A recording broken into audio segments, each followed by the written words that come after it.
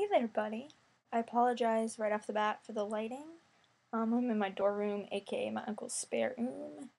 I also have to talk kind of quietly because I'm pretty sure my family already thinks I'm crazy cakes, and I don't want them to add talking to herself to the list. So, sorry about that. Anyways, I have my own to-do list. I didn't write it down because I don't write stuff down except for homework assignments, because that's the only way I will do them if I write them down. So I think that does work. I think you're right about that. Here's my to-do list right off the top of my head. Fill out the FAFSA, file my W-2, or fill out my W-2, something with my W-2 I know I have to do. I don't know what though. Whatever, I'll figure it out when the time comes. Apply for housing, right? Maybe finally apply for study abroad, which I was supposed to do months ago and never did.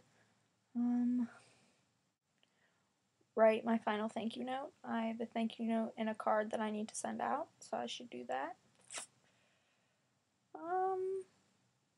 Yeah, I think that's all you told me to do, or you suggested that I do at the end of your last video.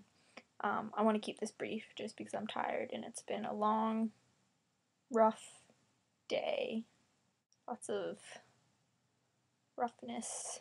Not really back into the school thing yet, and I don't think I'm going to be back into it at all. I feel like every day is going to feel like the first day, so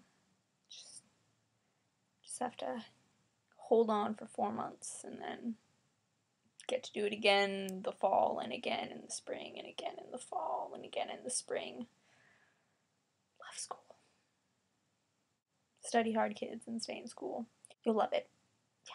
So I wanted to tell you briefly about that funny story, which it's not that funny, but it's a little bit funny because it was me and it was incredibly awkward at the time. Saturday, I didn't have to go into work till noon, so I'd stay up till 3 watching TV.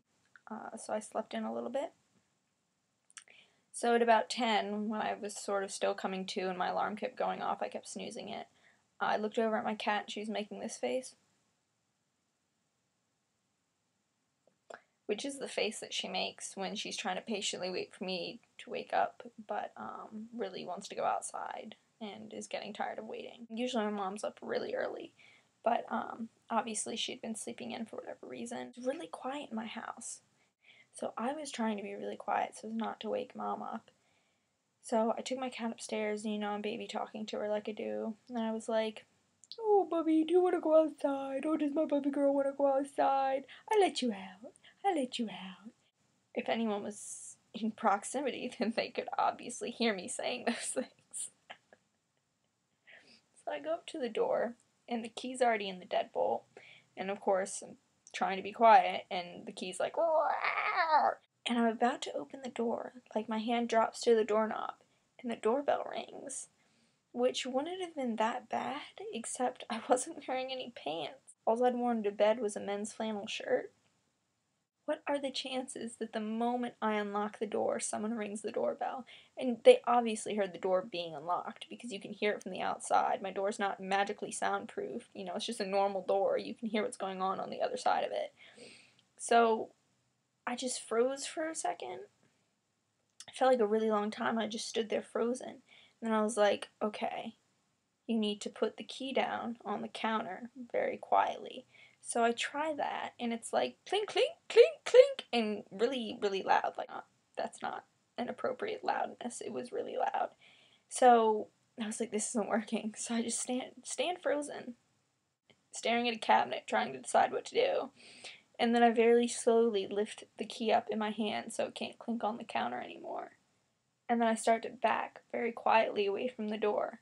And I'm like not breathing or anything. I'm convinced the person on the other side can hear my every movement. So I just very quietly try to back up. And then when I feel like I've got like an appropriate distance from the door, I turn and I run very quietly into my mom's room. And she's asleep. And I wake her up and I'm like, "Mom, I'm so sorry, but I just unlocked the door and the doorbell rang and I'm not wearing any pants. I don't know what to do. I'm not wearing any pants." She was like, "Just don't answer the door." But it felt so awkward. Whoever was ringing the doorbell knew that I was there in the house. They'd heard me talking to my cat, heard me unlocking the door, probably heard me running from the door. So it was just not an awesome start to my morning. Anyways, that's my story. I hope you enjoyed it. Hope it was worth it. Probably not, but see you next time.